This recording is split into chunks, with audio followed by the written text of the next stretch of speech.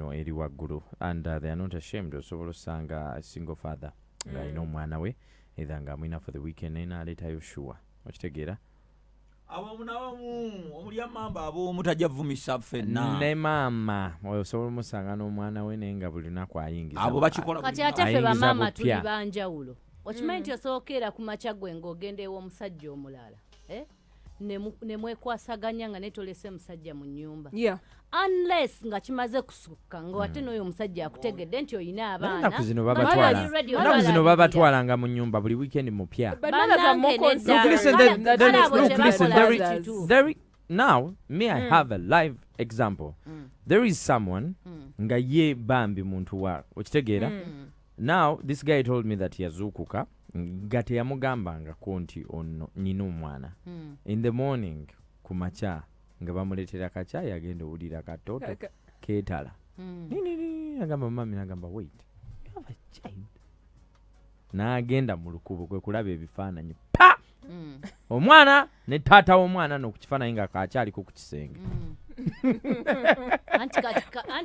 n'ebifaananyi by'embaga mu lukuubo okuva gy'ovudde n'ojja ewa Jocelyn mu nnyumba yange naawe obeera weekaza kyembadde ngenda ogamba hino nti bano ekibayamba ng'oditacha bakutwalayo n'ogamba ekibayamba nti basajja batonoonya basobola ogenda mu nnyumba z'abakazi naawe bangi what would stop you benyumya nabo bonna siraba akalina zero yegenda mu nyumba ya mukazi nga mukazi yagipangisa abakazi enaku zino nga basomba abalenzi okuva ennyumba omukazi yapangisa kizibu nnyo okubanga yagisasula ojja kuba nze wembeera mu nyumba y'omukazi nemba ngenze mu bugezi yasi kunyumyamuko naye ebirowoozo bimba bweru wempulira eŋŋombe yonna mba ndooza asasula ennyumba wuyaze kale ate okwebaka kanaisiripu n'eriyo bakyali abagumu ennyo bano bemuyita baani ba smart wire maybe yayinza okwebaka mu nyumba ya Jocelyn kati ate ditacha kankubuulire nange kennyini okugjewo nenneebakayo nze nga nze sisobola olw'ensonga bane mbabuulire oba wakeebakawo bw'oti omuntu n'akonkona nze nina ebintu bye bannange saagala muntu kummalako kitiibwa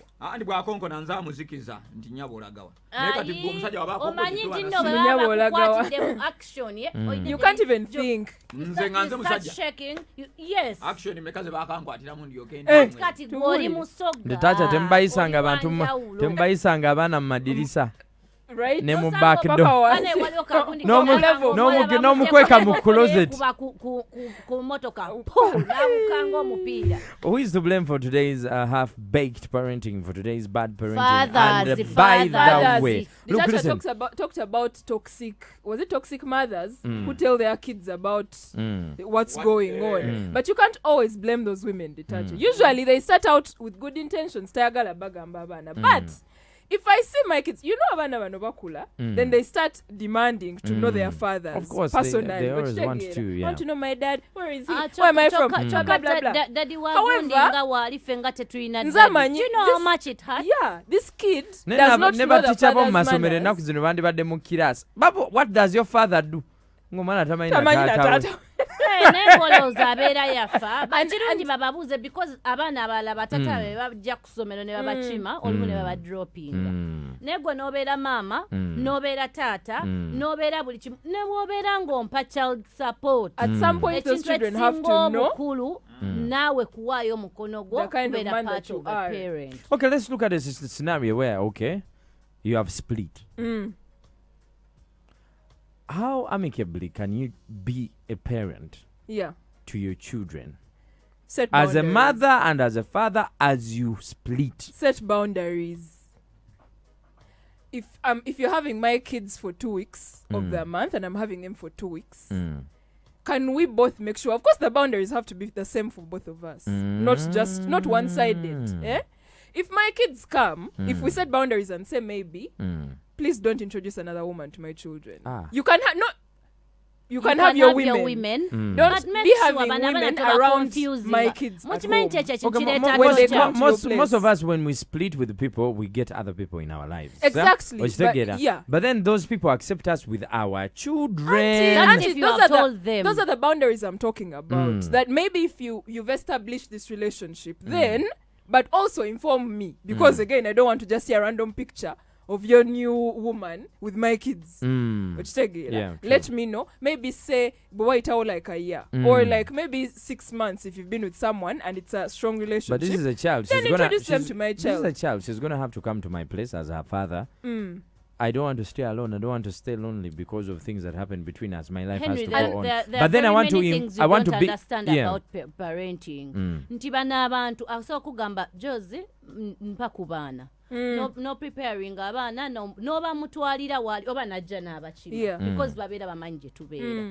Bw'atwala abaana abo ayagala batwale ku beach nga afunye n'omugugu gwe nago n'agugatta mu baana bange tagenda kuwa baana bange attention ate abaana bange abaconfusinga okitegeera nga nange bwe making sure nti abaana bange sibalaze musajja mulala for now nawe make sure nti abaana bo bosazeewo bba wabudde bubawenga bw'abaana ojja kuddayo ne mukyalawo mukole ebyammwe naye when it comes to parenting beera n'abaana bagambe no don't do that, don't do this, don't ate sometimes it's better ne tujja ne tubeera babiri ng'abazadde ne tulaba abaana abo nomanya nti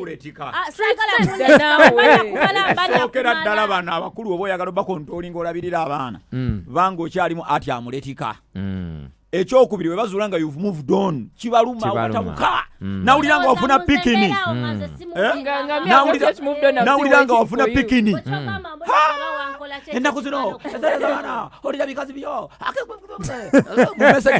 okumanya abasajja temuyina bannange nze simayina kumanya wabula mukama tukyusizeemu kubanga eno generation simanyi kyegenda kubeera bakola batya gwe n'obeera awo oli otutta abaana oba okusiibako nabo era osaba nnamba z'abawala kati abaana bali mu simu yange abaana bali mu byabwe nange ndi byabwe respect your children because they are your children, not because I'm their mother. They should also respect me. Bana babatya musimu yange be. Respect your children because they are your children, not because I'm their mother. Anti chenkugamba chichino.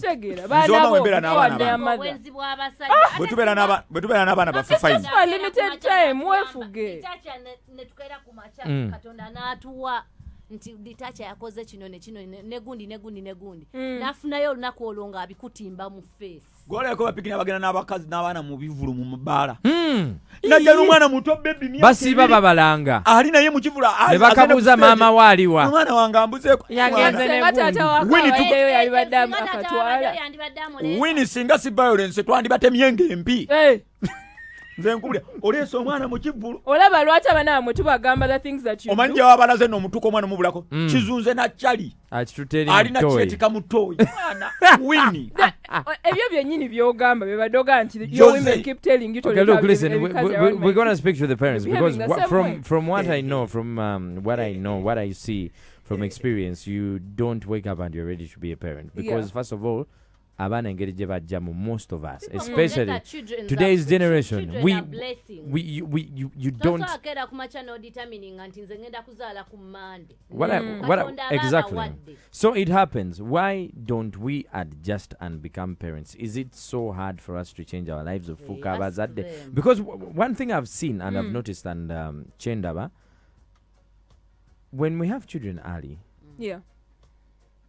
we become overwhelmed nga tetwagala butanyumirwa bulamu bwaffe oba kitegeera kyengamba. It's like you're a child and you give birth to a child so you're both children and you know the things you could do because you still vibrant okyali mububuka this child has come when you're 25 23 and then you still want to live your life and then tata w'omwana akustressinga okitegeera abaana nabo it's overwhelming n'ogamba yenza okuzaala nazza musango you know what I mean and before you know it abaana tokyabawa kitiibwa nga maama kyalinawo abaana be oba naawe nga taata. Is there anything that should be done? Because you can't even go to counseling for that. It's a decision you have to make gwe ng'omuntu from the bottom of your heart. Why has it failed with us? Our mothers did it, our singers did it. Is it a generation that can't change? Many people are comfortable sleeping with each other but they're not comfortable with the consequences of sleeping with each other. The outcomes. Don't expect to sleep with someone and get what? Walk out and rain falls from the sky. Do you understand? There's a possibility that there's going to be a child. Yeah, true. So if that child has happened, sit down, think through your life, reflect. if you're not the kind of person that would be a parent, become a parent. Change your lifestyle. Then ekirala hino bano kibalina okumanya. This child belongs to them 70%. Then to us some that oba kale 50-50.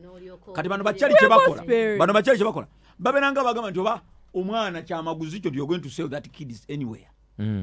Chebakola kikino, she has a job, she's working. Niya akusaba n'akantu ako ebitaano butasobola kawa mwana wo because you provide for your child. Why don't you provide? The mama wange provided more than my dad. Yeah. She didn't have much but she had. Kati ngatasobola kudda okunonya taata mbwa amunonye zifanya aliruda wanga ate ali n'omutwalo kwasobola okungulira there's a scenario you know where they will leave, they will call oli wife. Okay, look, listen. Chemanya, I want to agree with the Chacha because I've seen people that act like as if they hate their own children because of what happened between them and the father. And nga mama omwana oyo asobola okubaako ebintu byatuusa ku mwana oyo naye n'atabikola ng'alinze taata wabikole. And the scenario I'm talking about is from, I think it was like 2-3 years ago. The person I'm talking about couldn't pay school fees for their child. They could afford, but they didn't pay to punish the father. Okay, now that's now kati omwana wo batomwagala. I want to think honestly speaking. Ogamba tata omwana yalina bikola bino nze sigenda bikola. Kamulumya I'm like only the detached statement jakoze. These kids belong to us 75%. Bwemba nakera ku machane neti call buto. Saza musango. Kubanga enze nalwe. Osono kera ku machane omunzi jako. Nakwenda kuzira bya DNA simanyi byajja. Nengo omukazi akera ku machane agamba omwana siwo. Owuliranga omusajja ayimiridde ku machane agamba mpa omwana wange. So omwana nga bamuzika ku bijja byange. Omwana nagaza nabeerako successful. Niyo lyokola abekizibu. Nenga teyamufaako wadde n'olugoye. We gotta bounce, guys. Someone here on WhatsApp is saying they agree and with you, Detacha, and they say in fact over 70% of divorces we have are initiated by women. Yeah. Because it's not out of the blue. Let me finish. Yes. They are initiated by women because women don't want to settle for less. They don't even want their kids to call them mama. That is true. I agree. Now they don't listen. They don't want their kids to call them mama. They are so much into slay queen lifestyle, pleasing people on Snapchat, Instagram, and social media, posting half naked pictures. Is what they care about. Muite mama ofunira woli. So you got a woman, had a child with that woman, but somehow she didn't behave like that before she gave birth with your child. The name he goes by here. Be careful with the people you sleep with. Simple. Why are you complaining after she has had your child? You complain before you sleep with her. We are not sleeping with a god. Tusula na human being munafi. Nze sijja kubeera careful nga ninga gandi nsuze n'ambwa. Nsuze na oli muntu omanyi. Gwani aga oteke ebifaananyi ebyobwerere. Mbukuba nina kubeera careful n'abantu ng'oli muntu your intellectual, you even went to school, you even what? Oliteka ebifaananyi oli bwerere niyo ng'ate okimanyi olina omwana. Why are you sleeping with someone that you're not ready to have a child with? I'm not sleeping with an animal, you're a human being. Ono character y'omuntu gwayogeddeko ali totally different from the what you are talking about. Tukuwaba wera 10 nga nawo bamanyi nga tubeera nawo mu Kampala. I'm a proud mother of 3. Ate gwoli omu, ate mwe mabatono. Nga wemmanyi nti abantu banoonya abaana ne bababula. Omuntu na struggling nakugamba can you be a surrogate? N'obulwa nekyomuddamu kubanga ali mu struggle. Yes. Sente waziganya majago. Kubanga kankubulireko. Azaale mu mugambe yatunze omwana. Mugambe natunze omwana. Kati kambabulire. Abo abantu bemwogerako gye bali naye be batono. Bannange kambabulire teri kintu kisinga mu nsi muno bulungi nga kubeera muzadde. But look, listen, the problem is today's parenthood is not real. It is done to please social media because we are in an era of social media. Yeah. You're on Snapchat, you're on Instagram, you're on Twitter, you're on TikTok. Me, I'm very sure I'm one person. I only post my children on their birthdays. Not because I don't love them. I love them so much. Ne privacy yabwe bebali kula nabo bajja kwenda na masimu gabo and choose the life they want. Kali badetacha maba omwana tawunyangako ne ku snap. Ate abaana bakibaganeza bange bakimaje ku snap akola menje erondera scrap. Era kyenguga bakikino. Balonda scrap. Enja. Kyengugaje. Katubera mujja mu mwana ona akuyitako nakukola ngamba egwe mutabani. Dai now. nga batamanye n'emmotoka ya daddy agimanyi naye kyeŋŋamba kikino abaana omukyala ono bano basireya boogambye wabasazewo mulaga ate mu social media nga tamukwese mbu sirina sizaalangako wabataze ate amuleeta mu ngeri nkyamu waliwo nejuzi gwe baasibe Nigeria omukyala bamusiba bamukolaki posting efaananyi ng'ali bwerere n'omwana we kitegeera bakola ebintu ebiri weird batwala abaana mu mabaala batwala abaana gye bakolera emirimu gye banywera shisha biki naye waliwo pattern bwe bavaawo babuulira abaana ebigambo ebikyamu ebitukwatako ne batuwaayiriza ne bagaana okuyamba abaana nga they have money.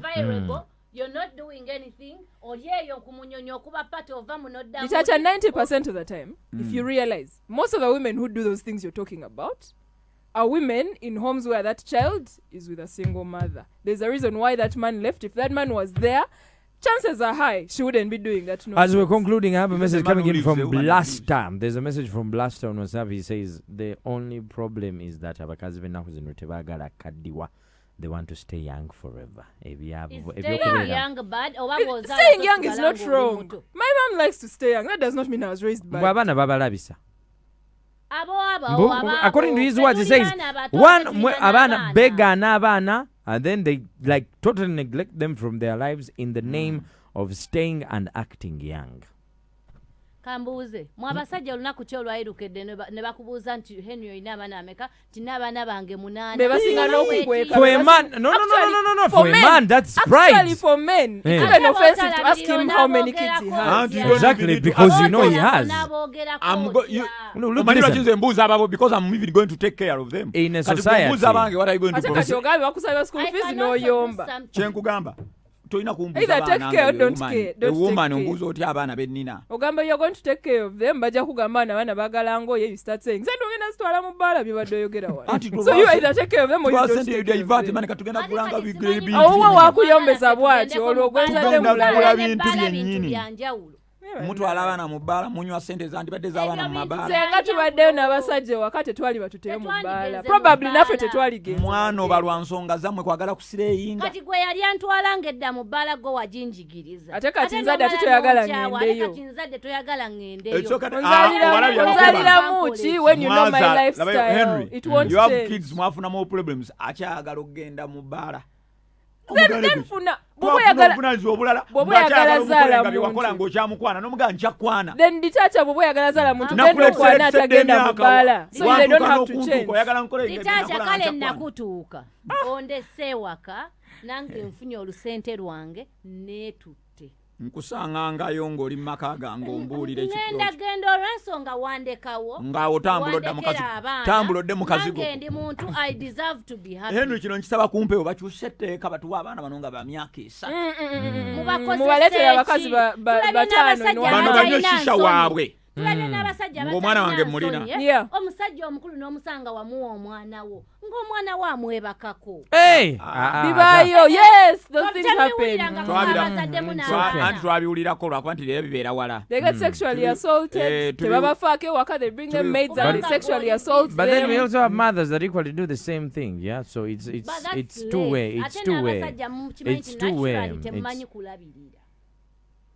you don't take details.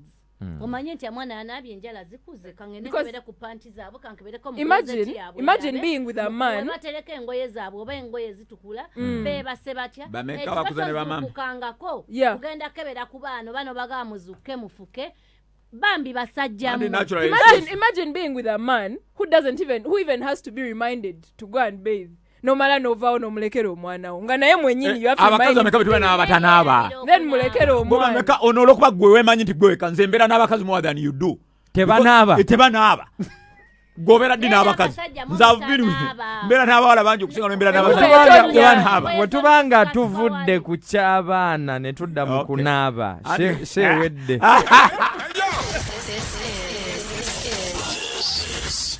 100.2 Galaxy FM. Zzina. It's brand new, tastes better, and the bottle is more recyclable. Grab